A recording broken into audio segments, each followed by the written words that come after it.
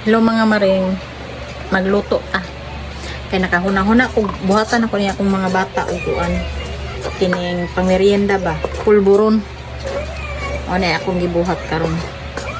Una, ako sa ning gitusta ning harina. Kay karon luto dili makadaot sa tiyan ba. Lutoon na to daan. O na akong mga ingredients, gradin na nako. Na ay Bear Brand powder, Bear Brand powder, asukar, o margarine. At palit ako nagtagji sa palengke. Yung ani ra ginakahinay dapat ang kalayo. Dali naman po ni masunog. Hapit na siya ng luto, hapit na siya ng brown. Humot na siya. Humot na. Hapit na maluto. O niya, isunod ay nako ni og butang ang Bear Brand powder. Bear Brand powder. Isa ka cup. Ayan. Dah, ang pilit na. Ang pilit na. Subsub siguro ni.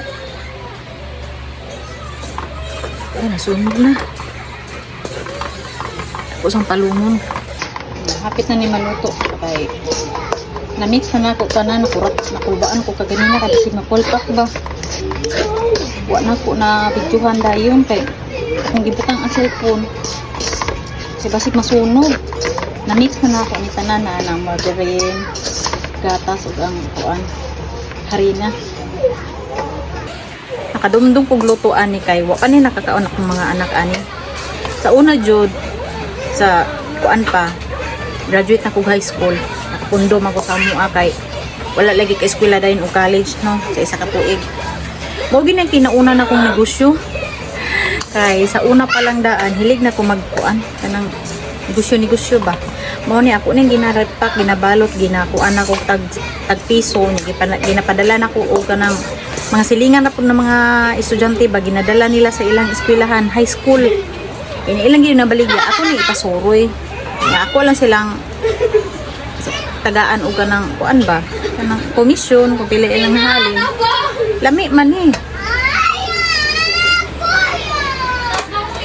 ay mugsaba be mamugtala kabalong nag nya usin masayin mo ya lami ya lami kayo lima pa sa sangad kay ginahan ko tiya lami tiya sige daw tiking daw tiking mo